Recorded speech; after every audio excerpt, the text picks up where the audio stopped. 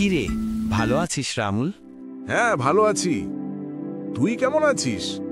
তোকে তো আমি দেখতে পেলাম না এই কয়দিন। কোথায় গিয়েছিলে নাকি? ওরে বন্ধু, শহরে গিয়েছিলাম।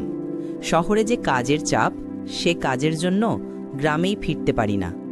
ও তাই, তোরই ভালো হয়েছে বন্ধু, শহরে থাকিস, গ্রামের ঝামেলাগুলো তোর দেখতে হয় না। ও যাই হোক, অনেক দিন পরে গ্রামে ফিরেছি তো, তাই গ্রামটা ভালো করে চিনতে পারছি না।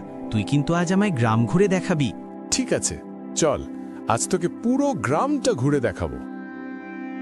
তারপর তারা দুই বন্ধু গ্রামের দিকে রওনা দিল। গ্রাম দেখার জন্য রওনা দিল।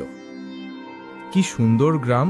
তারা হাঁটছে এবং গল্প করতে করতে যাচ্ছে। তারা দুজন ছোটবেলাকার বন্ধু, অনেক পরিচিত। তারা দুজন দুই ভাইয়ের মতো থাকত। গ্রামটা অনেক বদলে গেছে। আগের মতো কোনো মানুষ ঘুরতে দেখছি না, রাস্তায় কোনো আড্ডা নেই। তারপর তারা দুজন গল্প করতে করতে তারা দুই বন্ধু এক নদীর ধারে এসে পৌঁছালো। নদীটা ছিল অনেক সুন্দর। আরে বাহ, নদীটা অনেক বদলে গেছে। ছোটবেলায় এই নদীতে কত গা ধুতাম, কতই দুষ্টুমি করতাম। কিরে রাহুল, তোর কিছু মনে পড়ছে না? হ্যাঁ হ্যাঁ, মনে পড়ছে।